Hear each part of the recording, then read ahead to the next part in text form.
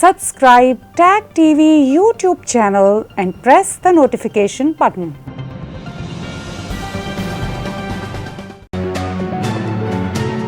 YouTube پر tag T V کا channel subscribe کیجئے اور نوٹیفیکیشن کا بٹن بھی دبائیے۔ کسی قسم کا چیلنجنگ زمانہ ہو، ٹیگ ٹی وی اپنے ویوز اور نیوز لانے میں دیر نہیں کرتا۔ آپ کا تعاون بھی ہمیں چاہیے۔ ٹیگ ٹی وی کو اگر آپ سپانسرز کر سکیں، آپ اشتہار دے سکیں، تب بھی ہم آپ کے بہت شکر گزار ہوں گے۔ اب اتنا ہمیں کوئی بھی، یہ ساری گاڑیاں کھڑی ہیں، یہی بتایا کہ گاڑی نہیں چھوڑ جی آرمی افیسر کی بیوی صحیح۔ معمولی بات نہیں، صبح اس کو یہاں مجھے کھڑے رہ کرنے پہ نا دیکھنا اس کے ساتھ کرتے گیا۔ ابھی میں بتایا ان کے نائب صوبیدار، ان کو بتایا نا، صوبیدار کی ماں کی آنکھ میں کرنل کی بیوی، نائب صوبیدار کو تم کہتے ہو، میں اٹھ کر واپس اس کو اٹھا دوں گی، تو پہلے میں نے اٹھایا تھا۔ ہٹاؤ اس کو نائب صوبیدار کو، تم سے بڑا بدتمیز کوئی نہیں ہے۔ تم کرنل ہو تو اپنی عزت خود کراؤ۔ مسئلہ کیا ہے آپ کو بھائی؟ آپ کو ملازم میں پاتا ہے، مسئلہ کیا ہے آپ کو پہ کرو۔ آئیں آپ کا کون ہے ایس پی؟ یہ بتاؤ تو آپ مجھے گھر سے نکال دیں گے، میں تمہاری وردی اتاروں گا۔ بلا تکلف تجزیے کے ساتھ طاہر گورا آپ کی خدمت میں حاضر ہے۔ ناظرین، ساؤتھ ایشیا سے تعلق رکھنے والے سبھی لوگوں نے پاکستان سے ایک وائرل ہونے والا ویڈیو کلپ ضرور دیکھا ہوگا، اور اس کا نام پڑ گیا کرنل کی بیوی۔ یہ ویڈیو کلپ ایک خاص طرح کے مائنڈ سیٹ کو ظاہر کرتا ہے۔ آپ اس ویڈیو کلپ کو ایک بار پھر میرے ساتھ دیکھیے اور پھر میرا تبصرہ بھی اس پر دیکھیے اور سنیے۔ آرمی افیسر کی بیوی صحیح۔ معمولی بات نہیں، صبح اس کو یہاں مجھے کھڑے رہ کرنے پہ نا دیکھنا اس کے ساتھ کرتے گیا۔ ابھی میں بتایا ان کے نائب صوبیدار، ان کو بتایا نا، نائب صوبیدار کی ماں کی آنکھ میں کرنل کی بیوی، نائب صوبیدار کو تم کہتے ہو، میں اٹھ کر واپس اس کو اٹھا دوں گی، تو پہلے میں نے اٹھایا تھا۔ ہٹاؤ اس کو نائب صوبیدار کو، تم نہ کتے کے بچے گے، ابھی میں جاتی ہوں اس کی وردی اتر اتارتی ہوں۔ تو میں بتا رہا ہوں۔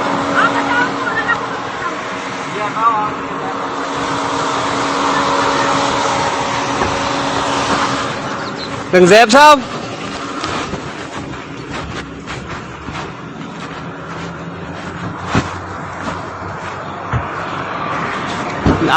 نہیں، میں کہہ رہا ہوں نا، میں آپ کو کہہ رہا ہوں نا، اس پہ عجیب آپ دیکھیں کتنی 10 گاڑیاں کھڑی ہیں نا، انسلٹ ہوتی ہے وردی میں۔ آپ جس طرح میں کہہ رہا ہوں نا، میں آپ کو راستہ دوں گا نا، آپ دیکھیں میں تمہارے 10 گاڑیاں کھڑی ہیں نا، آپ کو انٹروڈکشن کرا دیا، میرے لیے اتنا کافی ہے۔ پکڑو اس کو، کیا کروں؟ پکڑو اس کو، میں نیچے گرا دوں گی۔ رنگزیب صاحب، رنگزیب صاحب، میری گاڑی پر لگا تو میں ان سے لوں گی سارا۔ رنگزیب صاحب، اور رنگزیب صاحب بلاؤ۔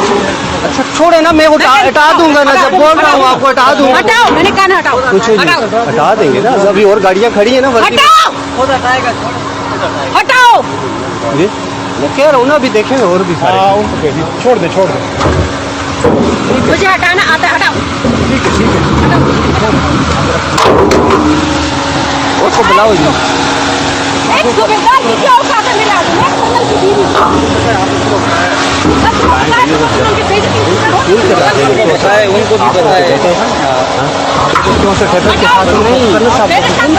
صبح کال کی انہوں نے آگے بتایا، وہ ہمارے ساتھ لوگوں کے سامنے دیکھیں، اس طرح انسلٹ کرنا اچھی بات ہے کہ یونیفارم والے بندے جو کھڑے ہیں تو ان کی انسلٹ کریں، لیکن انہوں نے اپنے پروٹیکشن کروا دی، اس کو چاہیے چھوڑ دینا، کروا دیا۔ جب اوپر گاڑی کے جانے کی اجازت نہیں ہے تو پھر ہم کیا کریں؟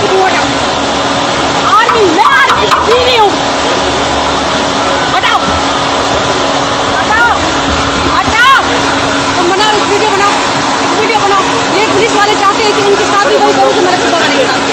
بناؤ، ایک ویڈیو بناؤ۔ آپ نے یہ ویڈیو کلپ دیکھا تو اس میں کرنل کی بیوی کا یہ کہنا ہے کہ وہ کرنل کی بیوی ہے۔ اگرچہ اس ویڈیو کلپ کے وائرل ہوتے ہی بہت سارے پاکستان آرمی کے ڈیفنس میں اپولوجیٹکس جو ہمارے پاکستانی بہن بھائی ہیں وہ یہی کہہ رہے ہیں کہ یہ کرنل کی بیوی نہیں ہے، کچھ کہہ رہے ہیں کہ یہ کرنل کی بیوی تھی، اب ان کی ڈائیورس ہو چکی ہے، مگر یہ مسئلہ نہیں ہے۔ مسئلہ یہ ہے کہ وہ بار بار جس بات پر زور دیتی ہیں کہ میں کرنل کی بیوی ہوں اور تمہیں پتہ نہیں، اور تمہیں مجھے روکنے کی ہمت کیسے پڑی۔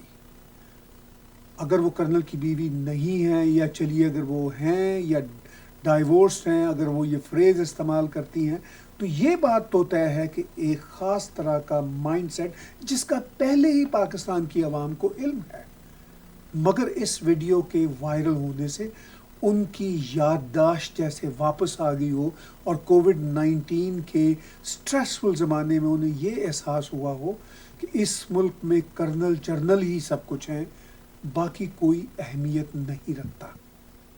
چلیے، ان کی بیوی اب نہیں ہے، یا یہ جس بھی عورت نے کہا وہ ان کی بیوی تھی ہی نہیں، چلیے اس کو بھی ایک لمحے کے لیے مان لیا۔ تو ایک ویڈیو کلپ دیکھیے خود کرنل صاحب کا، وہ کیا کہتے ہیں۔ اس لوگوں کو تم سے بڑا بدتمیز کوئی نہیں ہے، تم کرنل ہو تو اپنی عزت خود کراؤ۔ مسئلہ کیا ہے آپ کو بھائی؟ آپ کو ملازم میں پاکستان مسئلہ کیا ہے آپ کو؟ پہ کرو آئیں آپ کو کون ہے ایس پی یہ بتاؤ؟ تو آپ مجھے گھر سے نکال دیں گے؟ میں تمہاری وردی اتاروں گا؟ آپ کی غلط فہمی، میری غلط فہمی نہیں ہے، تم لوگوں کی بدماشی میں نکالوں گا۔ کدھر سے؟ پیچھے سے میں آپ کے پیچھے سے نکالوں۔ ہاتھ لگایا تو گالی آپ کیوں دے رہے ہیں؟ یہ کلمہ اخلاق ہے آپ میں؟ آپ میں اخلاق ہے؟ جی کس نے بات کی آپ سے؟ کیا ہوئے؟ آپ پریشرائز کرنا چاہتے ہیں؟ نہیں، جو میرا کام ہے بلائیں، آپ بلا لیں، آپ گولی ماریں گے نا، آپ بلا لیں آپ۔ تم سے کسی نے بات کی ہے جو جی غلط بات کرو گے تو میں بولوں گا۔ کیا طریقہ کار ہے آپ کا؟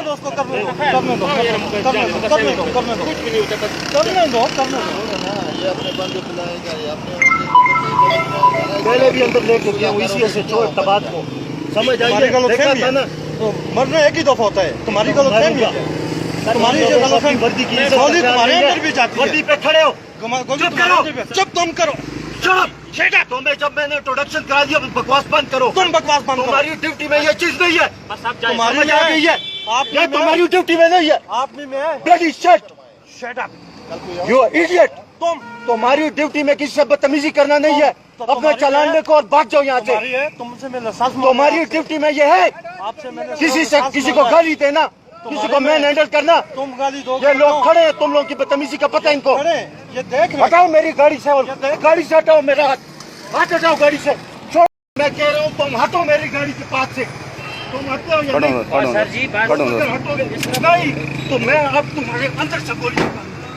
اس ویڈیو کلپ میں کرنل صاحب کس طرح پولیس کے کانسٹیبلوں سے حسن سلوک کرتے ہیں، میں کوٹ ان کوٹ کہہ رہا ہوں، کس طرح یعنی بدتمیزی کا مظاہرہ کرتے ہیں، اور کہا جاتا ہے کہ یہ وہی کرنل ہیں جن کی بیوی نے وہ ایک تماشا مچایا تھا۔ تو اگر یہ وہی کرنل ہیں تو بھی حیرت کی بات ہے، اور ان کی سابقہ بیوی یا موجودہ بیوی اس سے پہلے ایک ویڈیو وائرل کروا کے پوری دنیا میں اپنی شہرت حاصل کر چکی ہیں۔ اگر یہ وہی کرنل نہیں ہیں تو بھی ان کا کہنا تو یہی ہے کہ میں فوجی افسر ہوں۔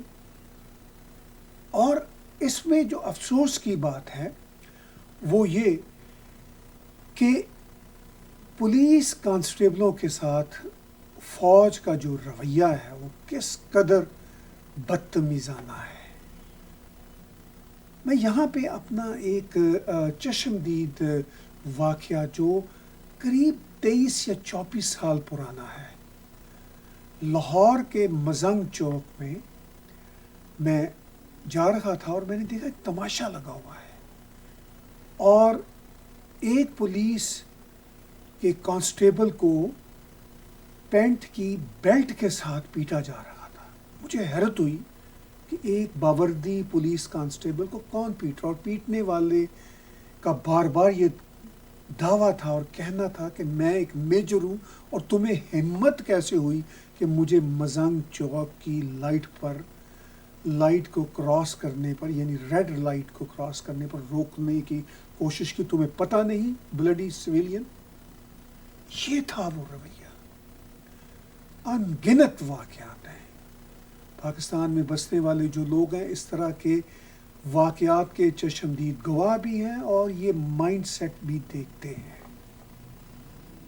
اور یہ صرف مائنڈ سیٹ جو ہے، یہ لا لیسنس کا جو مظاہرہ ہے وہ آپس میں ہی ادارے نہیں کرتے، लॉ लेसनेस की इंतहा को रिसेंटली मैंने एक और वायरल होने वाले वीडियो क्लिप में देखा जिसमें पाकिस्तान की इस वक्त की वज़ीर शीरी मज़ारी साहिबा वो एक नाके को किस तरह खुद खोलती हैं और फिर भी पुलिस पीछे नहीं हट रही, चूँकि पुलिस का शायद ये ख्याल है कि इस मैडम को जाने के लिए ज़ाब्ते की ज़रूरत है, तो वो भी कहती हैं कि पीछे उठो, तुम्हें नज़र नहीं आता, तुम डंडे मार रहे हो। एक छोटा सा वो भी वायरल होने वाला वीडियो क्लिप देखिए मेरे साथ।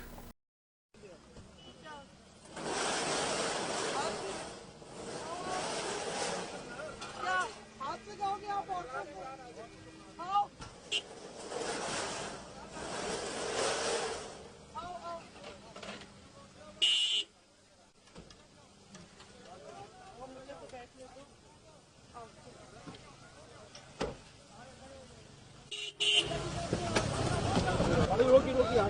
आप भी मारी जाओगे, चलते जाओ ना, खुद ही हटेंगे। हटो हटो हटो, मार चलते जाओ। ओ यार चलते जाओ, डंडे मार रहे हो, है बेशरम।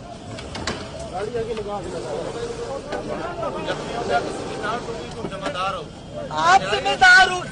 सलामुअलैकुम, हमें क्यों रोक रहे हो भाई? मेरे आज के इस तबसरे का मकसद पाकिस्तान आर्मी को टारगेट करना नहीं, मगर ये एक माइंड सेट है जो अरसा दराज से चला आ रहा है।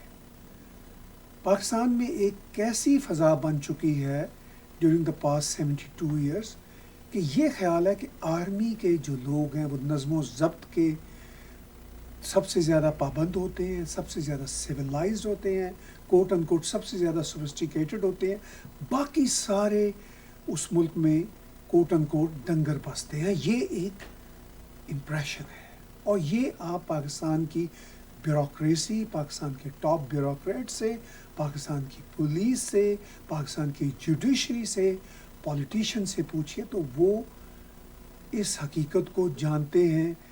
प्राइवेट महफिलों में इस हकीकत के हवाले से अपना मुंह खोलते हैं, मगर पब्लिकली इस बात से इज्तनाब करते हैं। मगर इसी सरकार के, पीटीआई की सरकार के, जो ज़ाहिरा ज़रीन तौर पर यही लगता है कि ये सबसे ज़्यादा पपेट है पाकिस्तान आर्मी की। इसके ही एक सेनेटर नुमान वज़ीर ने कहा टीवी के एक टॉक शो में कि जनाब जिस तरह के 7 स्टार अरेंजमेंट फ़ौज के लिए हैं वो किसी के लिए नहीं, और वो क्यों हैं?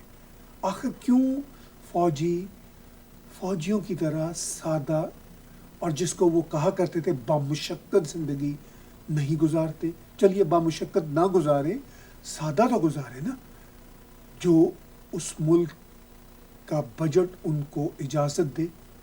बहरहाल नुमान वज़ीर साहब का एक पाकिस्तान के टेलीविज़न पर टॉक शो का एक वीडियो क्लिप जो वायरल हुआ, मैं वेब कर्टसी के साथ और उस टेलीविज़न की कर्टसी के साथ आपको मुख्तसर सा क्लिप दिखाता हूँ। हमारे जितने भी एक्सपेंडिचर्स हैं, मैं आप जो बड़ा सेंसिटिव है, लोग बड़े घबरा कर बात करते हैं, कोई घबरा के बात नहीं करनी चाहिए। क्या हम डिफेंस एक्सपेंडिचर में खर्चा कर सकते हैं? मैं कोई नहीं कहता कि ऑपरेशनल डिफेंस एक्सपेंडिचर में आप खर्चा कम करें, ऑपरेशन में ना करें। देखिए जब मैं जाता हूँ कहीं, मैं मुल्तान गया पिछले दिनों, विज़िट किया, उनके मेस में मैं ठहरा वहाँ रहा, और मैं आई कैन टेल यू इतना अच्छा मेस या होटल आप समझ लें, 5 स्टार क्या 7 स्टार वो था। तो क्या 7 स्टार फैसिलिटीज़ हमें डिफेंस वालों को देने की ज़रूरत है? उस पैसा क्या हम रोक नहीं सकते? उनको कह सकते हैं भाई आप तो फौजी जिस तरह रहता है बस जिस तरह होता है वैसे रहें। ये इतनी बड़ी BMW गाड़ियाँ और ये 7 स्टार मैसेज और ये चीज़ नहीं होनी चाहिए। फिर साथ ही साथ मैं चूँकि सेनेट की डिफेंस प्रोडक्शन कमेटी में भी हूँ, पिछले महीने उन्होंने लाया कि पिछले साल के लाया कि 98 बिलियन उन्होंने कहा कि डिफेंस प्रोडक्शन के लिए दिया जाए। डिफेंस प्रोडक्शन क्या? कामरा, QF, वाह, ये कारखाने हैं। कारखानों को कोई आप उस पर सब्सिडी नहीं देते, पैसे नहीं, इनने अपने पैरों पर खड़ा होना है। तो मैंने उस पर ऑब्जेक्ट किया, तो उन्होंने कहा जी प्राइम मिनिस्टर ने अप्रूव कर दिया है। तो मैंने कहा अप्रूव कर दिया तो आप हमारी कमेटी में किस लिए लाते हैं? आप मेरे से चाह रहे हैं ठप्पा लगाने, मैं तो नहीं लगाता, मैं तो इस पर ऑब्जेक्ट करता हूँ। कम से कम इतना तो करें ना कि आपने 98 अरब रुपए नुकसान करते हैं ये कारखाने आपके डिफेंस के। कामरा हो गया, PFA हो गए, HMC हो गया,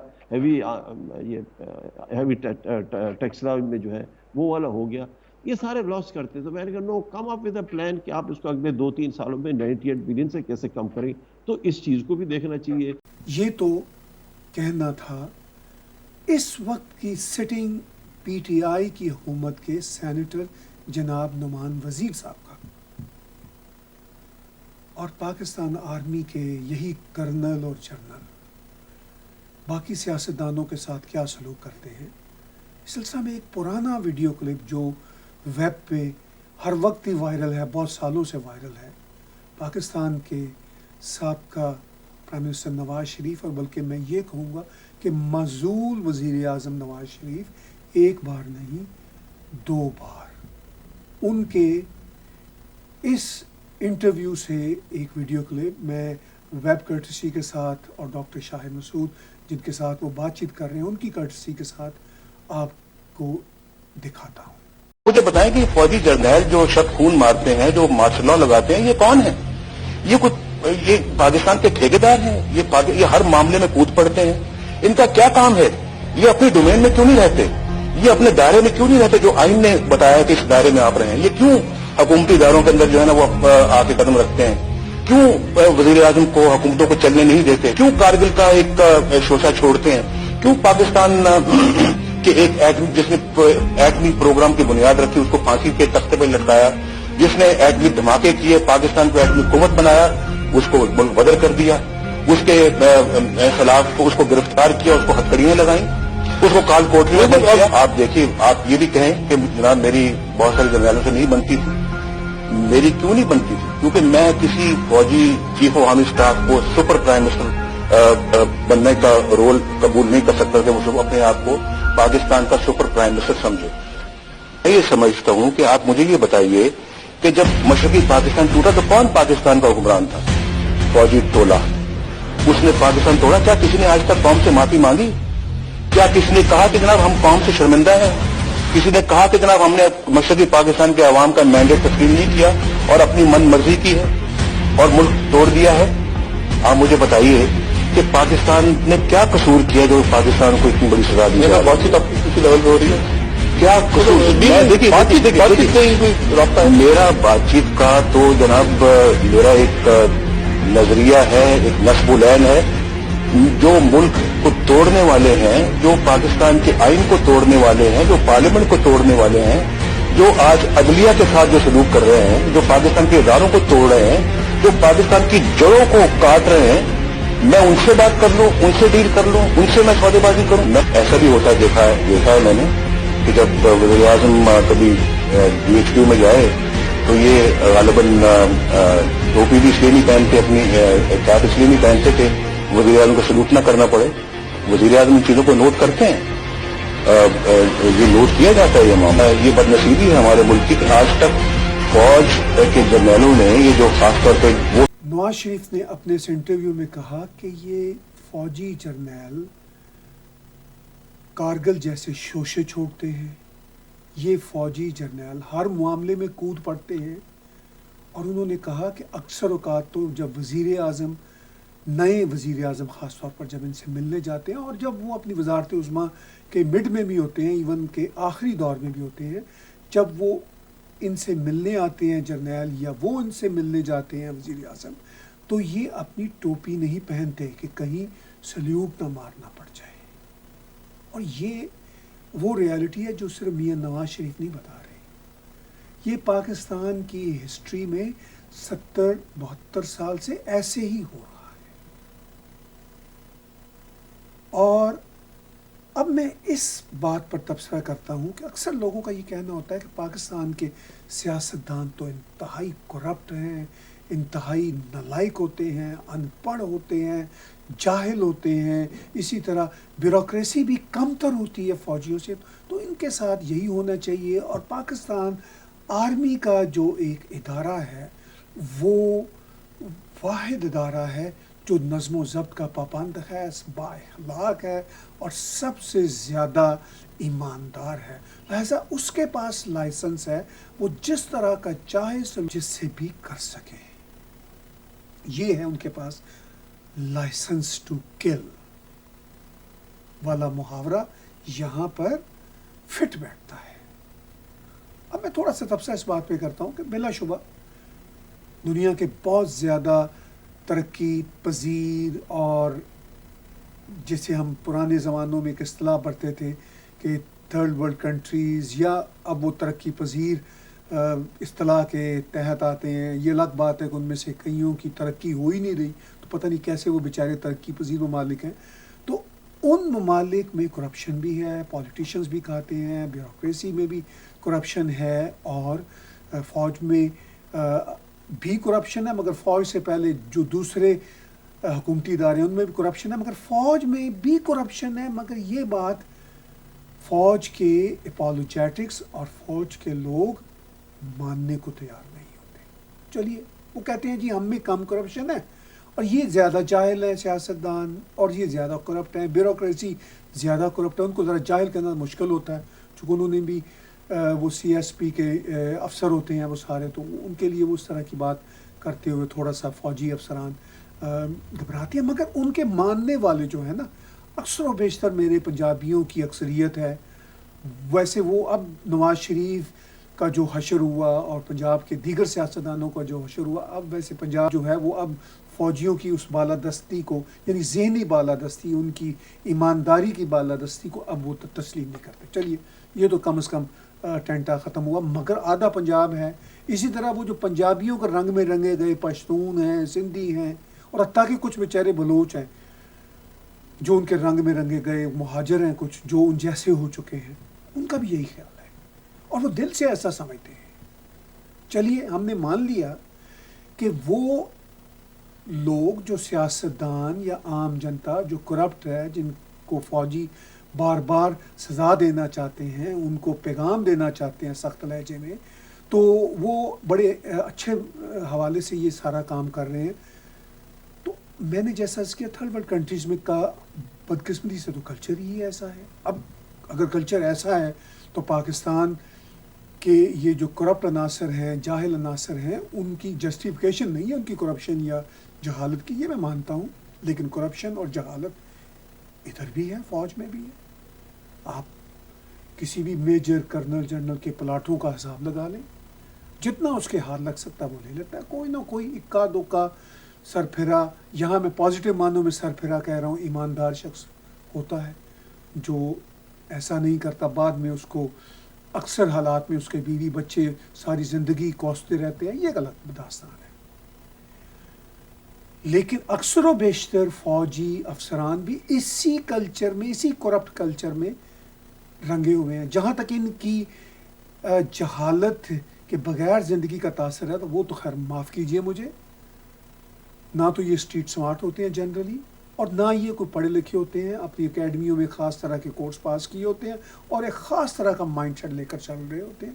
یہ حال پاکستان کے ویسے سبھی شعبوں کا ہے. وہاں پہ جوڈیشری میں اور سو کالڈ میڈیا میں، سو کالڈ جرنلسٹ، انٹلیکچوئلس کا بھی یہی حال ہے کہ وہ کتابیں بھی لکھ رہے ہوتے ہیں، کالم بھی لکھ رہے ہوتے ہیں، مگر وہی ایک سیٹ مائنڈ سیٹ سے باہر نہیں آتے. کوئی کرٹیکل تھنکنگ نہیں، کوئی اوپننیس ان تھاٹس نہیں. خیر وہ بھی الگ بحثیں ہیں. لیکن یہ ایک جو رویہ ہے فوج کے چاہنے والوں کا، اپالوجیٹکس کا، اور ان کے ڈیفنس میں بیانات داغنے والوں کا، اور ٹرول آرمی جو بیٹھی ہوئی ہے سوشل میڈیا پہ، ان کا یہ خیال ہوتا ہے کہ بھئی پاکستان فوج ہی پاکستان کی سرحدوں کی محافظ ہے. بھئی وہ تو ہر ملک کی فوج اپنے ملک کی سرحدوں کی محافظ ہوتی ہے، لیکن باقی اداروں کی محافظ تو نہیں ہوتی نا. جیسے کینیڈا کی فوج ہے، ہمیں پتہ ہی نہیں ہے اس کے چیف آف آرمی اسٹاف کا کیا نام ہے، اس کے انٹیلیجنس کے سربراہ کا کیا نام ہے. Who cares here in Canada؟ ہم رسپیکٹ کرتے ہیں اپنی فوج کے انٹیلیجنس اداروں کی کہ وہ اپنا کام کر رہے ہیں. جس دن وہ اپنا کام نہیں کریں گے اپنی رسپیکٹ گنوا دیں گے. یہی حال پاکستان میں ہوا. پاکستان میں فوجی اداروں نے، فوج کے انٹیلیجنس اداروں نے اپنی ڈومین کے اندر رہنے کی بجائے اس سے باہر ہی جو ہے ایک طرح سے تجاوزات کی، بلکہ ناجائز تجاوزات کی، اور کر رہے ہیں. نواز شریف نے ابھی جو میں نے آپ کو کلپ ان کے ایک انٹرویو سے دکھایا، اس میں صاف کہا یہ تو ہر معاملے میں کود پڑتے ہیں. ان کو تو اتنا یعنی سپر پرائم منسٹر بننا چاہتے ہیں فوجی جنرل. اب تک کی جو صورتحال ہے 70-72 سال کے بعد پاکستان کی عوام کی ایک متعدد اندازے کے مطابق جو آدھی تعداد ہے آلموسٹ 50% آف پاکستانیز وہ فوج کے یعنی فوجی افسروں کے گنامنے کردار کو سمجھ چکے ہوئے ہیں. اور باقی جو آدھے ہیں وہ اپنی جذباتیت میں یا اپنے انٹرسٹ میں ان کے ساتھ جڑے ہوئے ہیں. میں ایسے ذاتی طور پر اگر محتاط اندازے کے مطابق دیکھوں تو اب شاید ان کے جو سٹانچ حامیوں کی تعداد 50% بھی نہ ہو اس ملک میں. لیکن چونکہ وہ ووکل ہیں جو ان کے حامی ہیں, جن کے مفادات ان سے جڑے ہوئے ہیں, یا جو ایک بلائنڈ فیتھ والے لوگ ہیں آرمی پر رکھنے والے, وہ لگے ہوئے ہیں. اس میرے سارے کڑے تبصرے کا یہ مقصد ہرگز نہیں کہ میں کوئی پاکستان آرمی کے خلاف ہوں یا پاکستان آرمی کے بارے میں کوئی تضحیک امیز کمنٹری کرنا چاہتا ہوں. یہ مقصد نہیں. میں نے صرف گراؤنڈ ریالٹی آپ کو دکھائی, اور اس گراؤنڈ ریالٹی کا پاکستانی عوام کو کرنل کی بیوی نامی اس وائرل ویڈیو سے بھی ہو جاتا ہے. میں صرف اتنا کہنا چاہتا ہوں کہ فوجی افسران خاص طور پر اپنی باؤنڈریز میں رہیں. اگرچہ ان کے اس مائنڈ سیٹ کی وجہ سے عام فوجی جوان میں بھی یہ اب تاثر آ چکا ہے. عام فوجی جوان چھوٹے چھوٹے گاؤں سے, چھوٹے چھوٹے قصبوں سے, شہروں سے تعلق رکھنے والے, چھوٹے چھوٹے کوارٹروں میں رہنے والے, ان بیچاروں کی زندگی بہت کڑی ہوتی ہے. ان کو محاذوں پہ بھی جانا ہوتا ہے. وہ ان کے پاس شاید اس طرح کے ماحول ہی نہیں ہوتے کہ وہ کرپشن کر سکیں. وہ اسی طرح سادگی میں جنرلی اپنی زندگی گزار دیتے ہیں اور گزار رہے ہیں. لیکن وہی جو کہا جاتا ہے کیپٹن سے لے کے اوپر تک جس کا جتنا ہاتھ پڑتا ہے وہ اپنا ہاتھ بھی چلاتا ہے, اور اس کے ساتھ ساتھ وہ باقی پوری قوم کو جاہل, گنوار, کرپٹ کہتا ہے, اور خود کہتا ہے کہ میں بہت ہی پاک, صاف اور ایماندار ہوں. اب تک پاکستان کی فوج کے پاس ایک ہی کارڈ رہا ہے, وہ کشمیر کارڈ, جس کی وجہ سے وہ پاکستان کی عوام کی جذباتی کیفیت کو بھی ایکسپلائٹ کرتے رہے ہیں, اور پاکستان کے سیاستدانوں, بیوروکریسی اور دوسرے لا انفورسمنٹ کے اداروں پر بھی یہی ان کا روب چلتا رہا ہے کہ ہم بھارت کے خلاف ڈٹے ہوئے ہیں, خبردار تم باز آ جاؤ. ہم ملک کے اندر کے اداروں کی بھی نگرانی کریں گے, کیونکہ ہم اس ملک کو کمزور نہیں ہونے دینا چاہتے. اگر یہ ملک کمزور ہو گیا تو پھر بھارت کا قبضہ ہو جائے گا. بھارت کو پاکستان پہ قبضہ کرنے کی نہ کبھی خواہش تھی نہ ہے. وہ بنگلہ دیش الگ کروایا بھارت نے, چاہتا تو بھارت بنگلہ دیش پہ قبضہ کر سکتا تھا, انہوں نے اس کو بھی الگ ملک بننے دیا. یہ تو بھارت کا ایک اپنا ڈیموکریٹک سٹائل ہے. بھارت پاکستان کے ساتھ کسی صورت میس نہیں کرنا چاہتا, مگر اب پاکستان آرمی کو بھی میس کرنے کی اجازت نہیں دے گا. یہ بات بھی ہے پاکستان آرمی پر یہاں ہے. اس صورتحال میں پاکستان آرمی پھر اپنا روپ کس پر جاڑے, کس کو ایکسپلائٹ کرے, کس کو غلط طریقے سے غلط راہوں پہ, غلط مائنڈ سیٹ کے راستے پر لگائے. وہ ظاہر ہے پاکستان کی بولی بالی عوام ہے, لیکن جیسا کہ میں نے شروع میں کہا, بولی بالی عوام کا جو بڑا حصہ ہے وہ بھی پاکستان آرمی کے اب اس گھناؤنے مائنڈ سیٹ کو سمجھ چکا ہوا ہے. پاکستان آرمی کو یقینی طور پر اس مائنڈ سیٹ کو چینج کرنا چاہیے. یہ ان کے اپنے سروائیول کے لیے بہتر ہے. پاکستان کے سروائیول کے لیے تو بہتر ہے ہی ہے, ان کے اپنے سروائیول کے لیے بہتر ہے, ان کی اپنی ڈگنیٹی کے لیے بہتر ہے.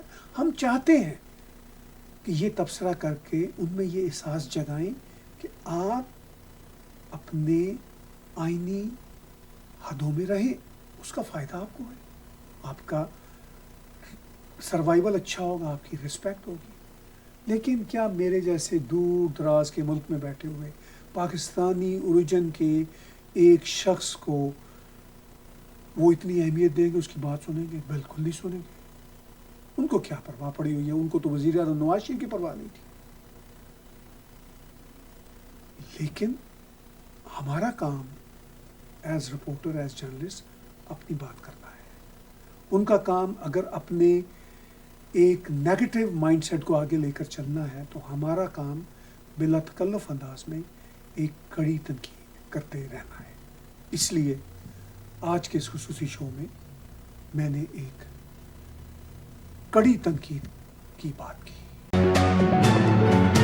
Welcome back viewers.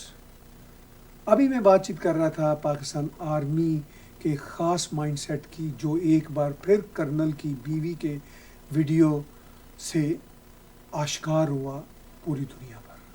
اس کے علاوہ بہت سارے مسائل ہیں.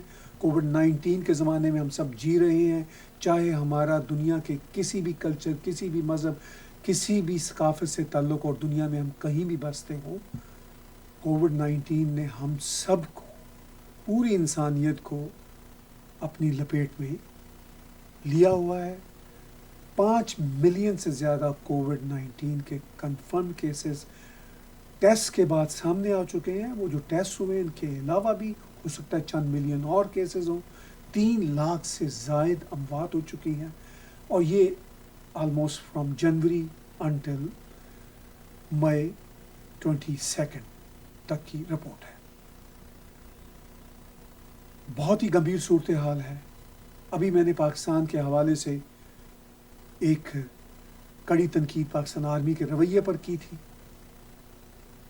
اور پاکستان میں ایک اور جو افسوسناک واقعہ ہوتا ہے، اور وہ سالہ سال سے ہو رہا ہے، اور وہ ایک واقعہ صرف ایک کمیونٹی کے ساتھ نہیں ہوتا، وہ کئی کمیونٹیز کے ساتھ ہو رہا ہے. پہلے میں احمدیہ کمیونٹی کی بات کرتا ہوں.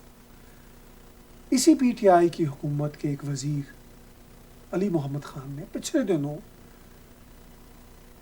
باقاعدہ لکھ کر اپنے ٹویٹر پر قادیانیوں کے خلاف قتل کے فتوے صادر کیے، اور جو پاکستان میں رہنے والے احمدی ہیں وہ بیچارے بہت ہی قسم پرسی کی حالت میں رہتے ہیں، اور ان پر ان کی مذہبی آزادی کو ایکسرسائز کرنے کا کوئی حق نہیں ہے. یہ ہے صورتحال پاکستان میں.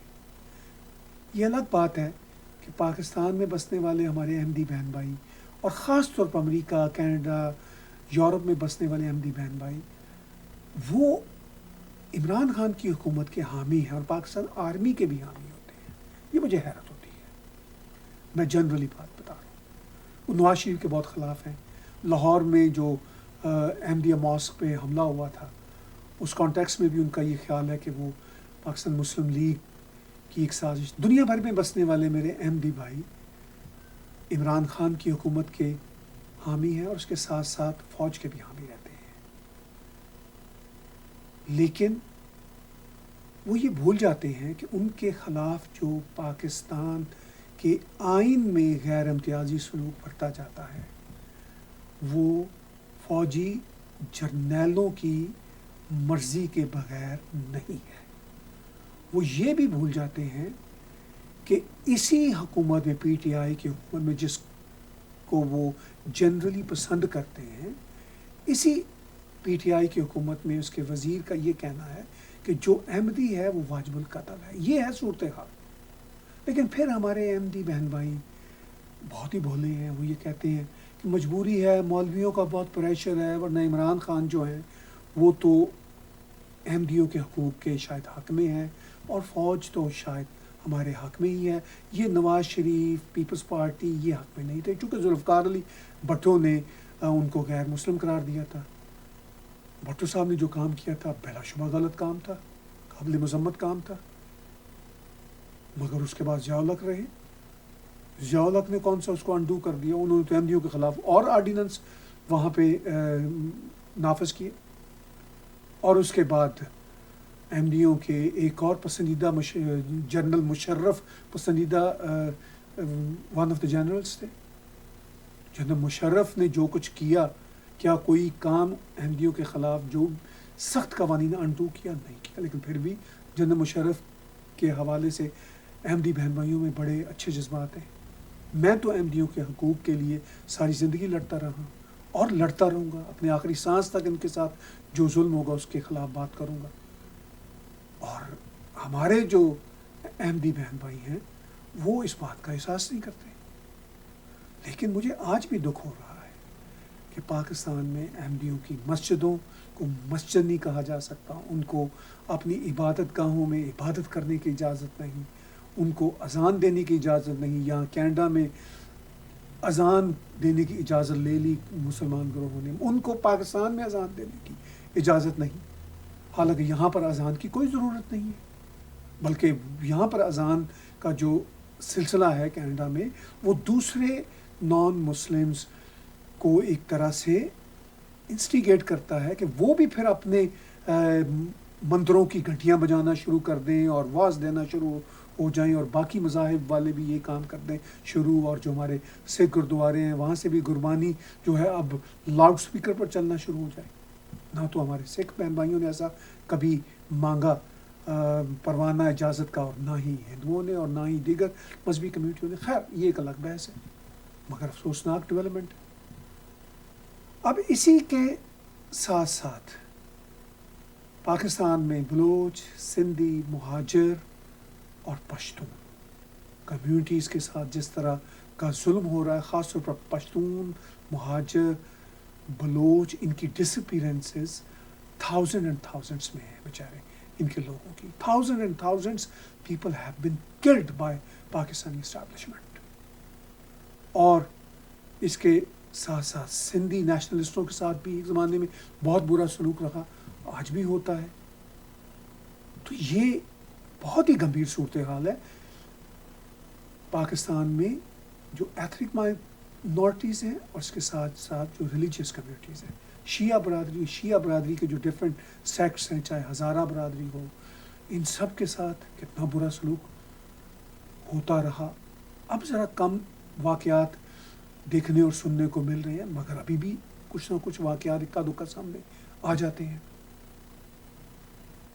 بہرحال یہ صورتحال ہے پاکستان میں ہیومن رائٹس کے ایبیوزز کے حوالے سے، اور اس پر یقینی طور پر پاکستان کے وزیر اعظم عمران خان، جنہوں نے نئے پاکستان کا نعرہ لگایا تھا، توجہ دینے کی ضرورت ہے. مگر عمران خان جس طرح کی باتیں الیکشن کے دنوں میں کیا کرتے تھے اور وزیر اعظم بننے سے پہلے کہا کرتے تھے، وہ ساری کی ساری باتیں یا تو وہ بھول گئے ہیں یا وہ کر نہیں سکتے. اور اب ان کا ویسے ہی ایجنڈا بالکل مختلف ہو چکا ہوا ہے، اور ان کا ایجنڈا یہی ہے جس کے بارے میں انہوں نے پچھلے سال ایک تقریر میں کہا تھا کہ میرے پیچھے فوج کھڑی ہے. یعنی وہ ان کا یہی ایک دعویٰ ہے کہ وہ فوج کے پپٹ ہیں. خیر یہ ان کی مرضی ہے کہ وہ اس طرح ملک کو چلانا چاہتے ہیں اور چلا بھی رہے ہیں. ادھر ہے جب ہم کووڈ-19 کے زمانے میں دنیا کی صورتحال دیکھیں تو چین اور امریکہ کے جو تعلقات ہیں وہ کشیدہ ہوتے چلے جا رہے ہیں. امریکہ نے ورلڈ ہیلتھ آرگنائزیشن کو واضح طور پر کہا کہ اپنا رویہ بدلو اور چین کا پپٹ نہ بنو، اور 1 مہینے کا صدر ٹرمپ نے ان کو ٹائم دیا ہے اور کہا ہے کہ ہم آپ کی امداد پھر کبھی بھی بحال نہیں کریں گے. کووڈ-19 کے زمانے میں پوری دنیا کو یہ خوف ہے کہ جو کووڈ-19 کا دباؤ کم ہوگا اور ری اوپننگ آف لائف ہوگی تو دنیا ایک شدید مالیاتی بحران میں چلی جائے گی، اور اکنامک کرائسس یا اکنامک ریسیشن کی جو بات کی جا رہی ہے وہ کس لیول تک جاتی ہے، مگر یہ بات تو طے ہے کہ انسانیت ایک طرح سے اکنامک ریسیشن میں جائے گی. اور کووڈ-19 سے ہم 2020 میں بھی نکلتے ہوئے نظر نہیں آتے. دھیرے دھیرے آہستہ آہستہ ہم شاید اگلے 6-8 مہینوں 1-2 سالوں میں مکمل طور پر نکل سکیں، اور شاید مکمل طور پر کبھی بھی نہ نکل سکیں. اس کا سبب یہ ہے کہ جو سائنٹسٹ بتاتے ہیں، جو اکانومسٹ بتاتے ہیں کہ شاید اس کے بعد بھی جو نارمل لائف ہے وہ ایک اور طرح کی نارمل لائف ہوگی، کوٹ اور کوٹ، جو اس طرح کی سوشل ڈسٹینسنگ کے ہم عادی ہو رہے ہیں. اس طرح کی سوشل ڈسٹینسنگ ذرا کم مسائل کے ساتھ زندگی بھر آہستہ آہستہ ہمارے ساتھ رہے گی. یہ تو آنے والا وقت بتائے گا، اور پھر اور کس طرح کی جو قدرتی یا انسانی افتاد ہیں وہ انسان پر آئیں گی. میں نے انسانی کا اس لیے کہا کہ جس طرح ہم ایکالوجی پر اثر انداز ہو رہے ہیں، جس طرح ہم ماحولیات پر اثر انداز ہو رہے ہیں، جس طرح ہم رویوں پر اثر انداز ہو رہے ہیں، جس طرح ہم یہ ڈیزیزز پر نئے سے نئے وائرس جنم لے رہے ہیں، جس طرح میوٹیشن ہو رہی ہے، تو तो ज़ाहिर है इन सब के नतीजा में इंसानियत को चैलेंजेस तो रहेंगे, और चैलेंजेस इंसानियत को कब नहीं रहे, हमेशा से रहे। इन्हीं चैलेंजेस के साथ हमें जीना सीखना होगा, और इन्हीं चैलेंजेस के साथ हम अपनी ज़िंदगी को आगे लेकर चलते रहेंगे, और इन्हीं चैलेंजेस को बुनियाद बनाकर हम अपने तबसरे भी जारी रखेंगे। आज का बिला तकल्लुफ़ तजिया ताहिर गोरा के साथ देखने और सुनने का बहुत शुक्रिया। YouTube पर टैग टीवी का चैनल सब्सक्राइब कीजिए और नोटिफिकेशन का बटन भी दबाइए। किसी किस्म का चैलेंजिंग ज़माना हो, टैग टीवी अपने व्यूज़ और न्यूज़ लाने में देर नहीं करता। आपका तावन भी हमें चाहिए। टैग टीवी को अगर आप स्पॉन्सर्स कर सकें, आप इश्तहार दे सकें, तब भी हम आपके बहुत शुक्रगुजार होंगे।